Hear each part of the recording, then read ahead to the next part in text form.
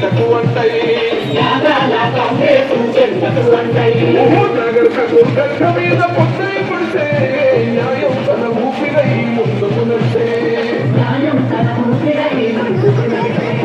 సూర్యమ్మల హుంజాన్ని నిలువల పడ్డాం ఈ బిడ్డ లేవంచట్ల బలం ఉందంటాం తన మాట ఒక తూటై కదలిందులో బయల్ని వస్తుందో బయల్ని వస్తుందో బయల్ని వస్తుందో బయలురమన్నా గురికి తన ఉద్యమకారుల పెట్టన్నా కేసు వస్తు పెండలకు కట్టున్నాము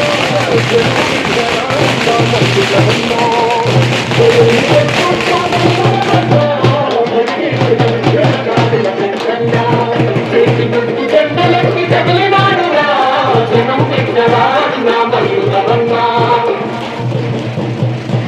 అది చెన్నైలో నోటిపురం తీసుకో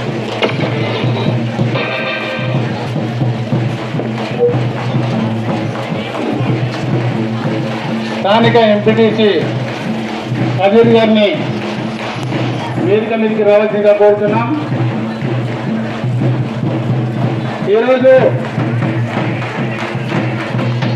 సార్వత్రిక ఎన్నికలో ప్రచారంలో భాగంగా కాంగ్రెస్ పార్టీ పిలుపు మేరకు వివిధ గ్రామాల నుంచి విచ్చేసినటువంటి కాంగ్రెస్ పార్టీ కుటుంబ సభ్యులందరికీ నమస్సుమాంజలు తెలియజేసుకుంటూ ఈరోజు గత 30 సంవత్సరాల నుండి ఈ ప్రాంతంలో పిలిస్తే పలికే మల్లుగా పేరొందినటువంటి మన నాయకుడు కాబోయే ఎంపీ ఈరోజు మన మండల కేంద్రానికి ఇచ్చేసినందుకు వారికి స్వాగతం సుస్వాగతం తెలియజేసుకుంటూ అదేవిధంగా నల్లమల ముద్దుబిడ్డ మన ప్రాంత శాసనసభ్యుడు చిక్కుడు వంశకృష్ణ గారికి స్వాగతం సుస్వాగతం తెలియజేసుకుంటూ ఈరోజు గత 3 నెలల క్రితం ఏదైతే మనం అసెంబ్లీ ఎన్నికల్లో ప్రచారం చేసి అక్కడే ఎక్కడ ఆపండి ముందుకెళ్ళొద్దు అక్కడే ఉండాలి.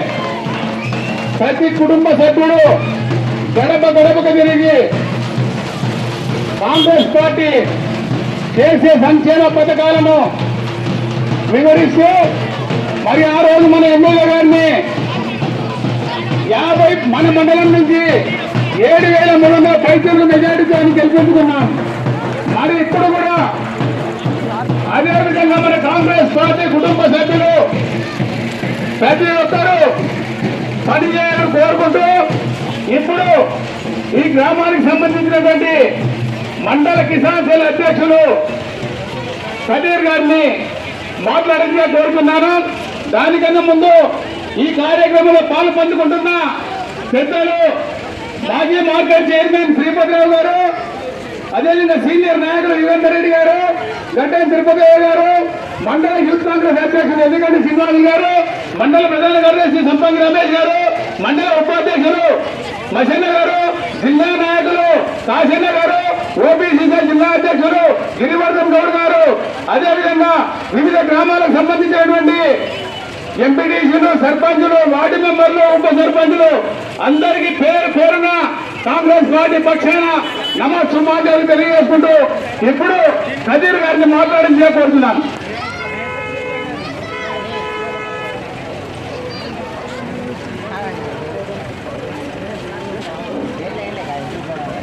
హలో, ఈరోజు మన పార్లమెంట్ అభ్యర్థిగా డాక్టర్ మల్లు రవి గారు నాగర్ కర్నూలు పార్లమెంట్ అభ్యర్థిగా ఈరోజు మన గ్రామానికి వచ్చినారు.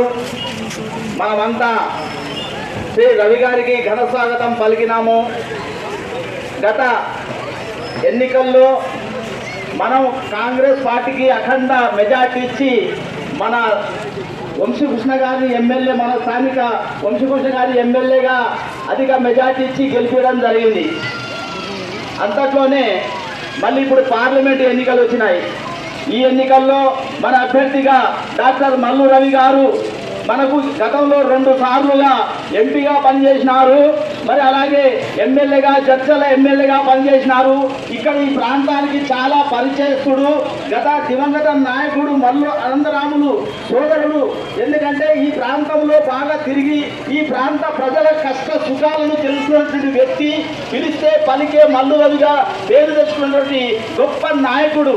ఆ నాయకుడు ఈరోజు రాహుల్ గాంధీ, సోనియా గాంధీ, రాష్ట్ర ముఖ్యమంత్రి మన రేవంత్ రెడ్డి గారి ఆశీస్సులతో మన పార్లమెంట్ అభ్యర్థిగా నిలబడ్డాడు. ఈరోజు శ్రీ మల్లు రవి గారిని మనమంతా అత్యధిక కాంగ్రెస్ చేతి గుర్తుకు ఓటేసి మనమంతా గెలిపించాలి. ఇప్పుడు కొన్ని పథకాలు మన ప్రభుత్వం వచ్చినాక కొన్ని పథకాలు మనకు అమలవుతున్నాయి. అంటే మనకు వచ్చినప్పటి సంది ఒక నెల 2 నెలలనే ఎలక్షన్ కోడ్ పడ్డది, ఎమ్మెల్సీ ఎలక్షన్ కోడ్ పడ్డది.